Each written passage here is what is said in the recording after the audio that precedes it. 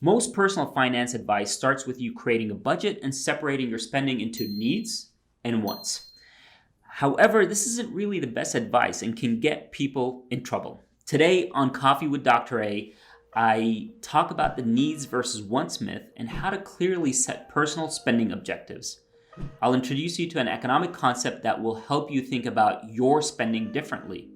This concept and the way of thinking is the basis of all future personal finance concepts with me. It starts here. Thanks for joining me. If you are new here, I'm Dr. A. I'm an associate professor of economics and director of the Center for Economic Education. As an educator, my focus is on teaching economics and how it impacts your life. Grab a cup of coffee and let's talk about how to think about your spending.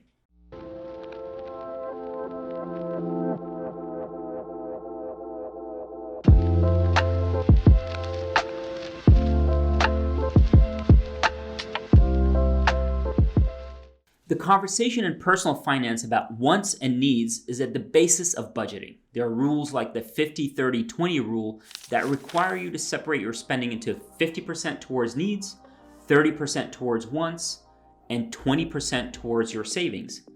They define needs as housing, transportation, insurance, food, or they will refer to them as things you can't live without. Wants, on the other hand, are things that help you live more comfortably. They are luxuries. They include travel, designer clothing, entertainment, gym memberships, or dining out. This approach assumes that there is a clear line that defines if something is a need or a want.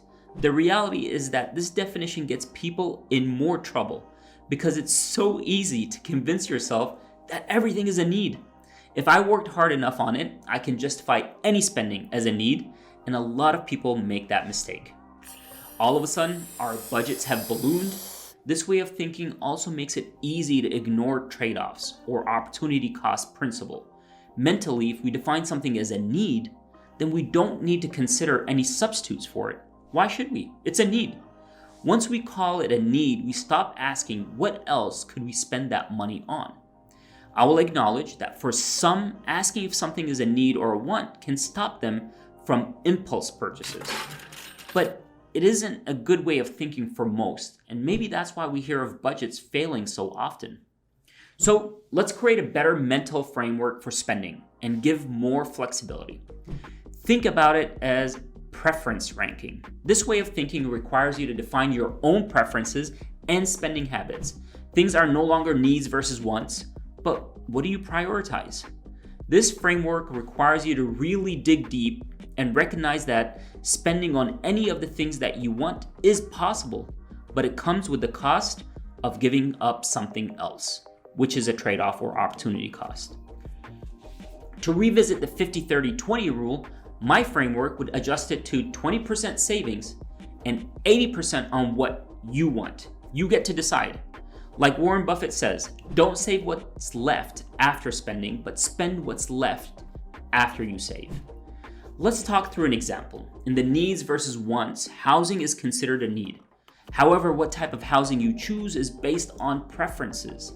It is true that shelter is a basic human need, but choosing between a $1,000 apartment with a roommate versus $1,800 apartment without one is a matter of preference. Both of them may be possible choices based on your income. Both fall under the category of needs, but they have very different trade-offs and will depend on your preferences and your own cost-benefit analysis.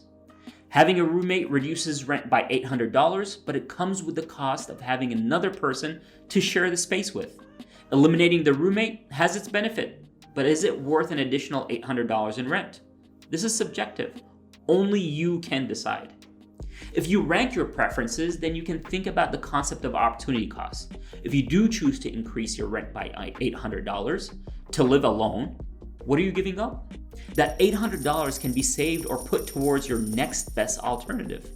A lot of personal finance advice dictates rules about how to spend your money. In reality, it comes down to what you want to accomplish. As long as you recognize that every choice has trade-offs, then make the choice that's best for you. To rank your preferences, you need to dig deep and identify the lifestyle that you want to live.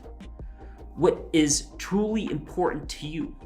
Most personal finance tips assume that your goal is to retire early or be a millionaire by 30. That might be your goal, but it isn't for everyone.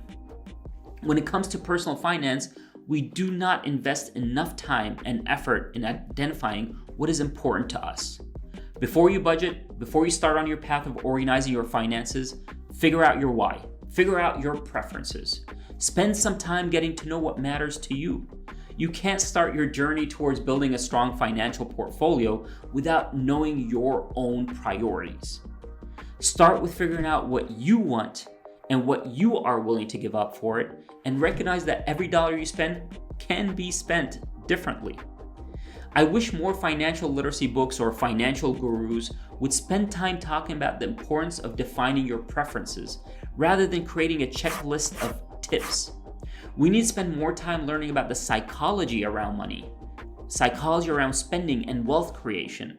Before you start planning and budgeting, it's important to know what's important to you. Today's question for you: what are your biggest personal finance priorities or goals for this year? Thanks for joining me for Coffee with Dr. A. See you next week, where I will break down the side hustle and disprove the worst personal advice you can receive on social media.